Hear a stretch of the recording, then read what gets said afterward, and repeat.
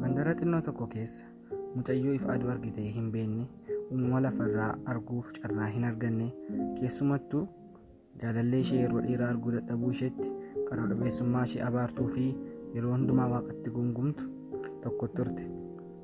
Guyyaa tokko namni ija lamaan ishee farjoomu arganii yaanii baqsanii hodhuu cimaa booda ija ishee banattee jaalallee ishee yeroo dheeraa ilaaluuf hawwite agarte.